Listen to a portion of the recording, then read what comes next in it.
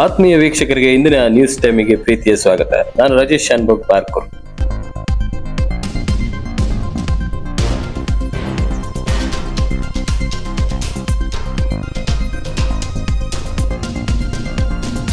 ಆತ್ಮೀಯ ವೀಕ್ಷಕರೇ ನಮಸ್ಕಾರ.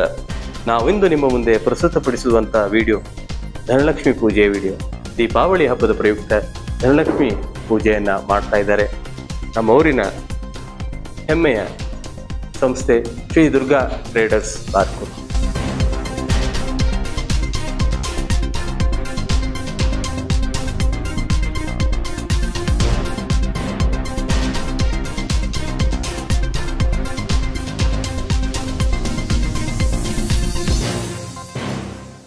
ಕಳೆದ 49 ವರ್ಷಗಳಿಂದ ಯಶಸ್ವಿಯಾಗಿ ಬಾರ್ಕೂರಿನಲ್ಲಿ ವ್ಯವಹಾರಗಳನ್ನು ನಡೆಸಿಕೊಂಡು ಬರ್ತಿದ್ದಾರೆ.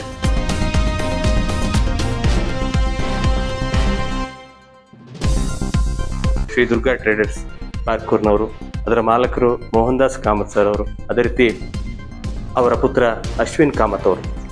ಈಗ ಆ ಸಂಸ್ಥೆಗೆ 50ರ ಹರೆಯ. 1976ರಲ್ಲಿ ತಮ್ಮ 21-22ನೇ ವಯಸ್ಸಿನಲ್ಲಿ ಮೋಹನ್ ದಾಸ್ ಕಾಮತ್ ಸರ್ ಅವರು ಒಂದು ಸಂಸ್ಥೆಯನ್ನು ಪ್ರಾರಂಭಿಸ್ತಾರೆ, ಶ್ರೀ ದುರ್ಗಾ ಟ್ರೇಡರ್ಸ್ ಎನ್ನುವಂಥ ಸಂಸ್ಥೆ. ಆ ಸಂಸ್ಥೆಗೆ ಈಗ 50ರ ಹರೆಯ. ಶ್ರೀ ದುರ್ಗಾ ಟ್ರೇಡರ್ಸ್ನವರು ಪ್ರತಿ ವರ್ಷ ಧನಲಕ್ಷ್ಮಿ ಪೂಜೆಯನ್ನು ಮಾಡ್ತಾರೆ. 49 ವರ್ಷಗಳ ಕಾಲ ಧನಲಕ್ಷ್ಮಿ ಪೂಜೆಯನ್ನು ಮಾಡುತ್ತಾ, ವ್ಯವಹಾರವನ್ನು ಮಾಡುತ್ತಾ, ತಮ್ಮದೇ ಆದಂತಹ ವಿಶಿಷ್ಟ ಸ್ಥಾನಮಾನವನ್ನು ಗಳಿಸಿರ್ತಕ್ಕಂಥ ಸಂಸ್ಥೆ ಶ್ರೀ ದುರ್ಗಾ ಟ್ರೇಡರ್ಸ್ ಬಾರ್ಕೂರ್.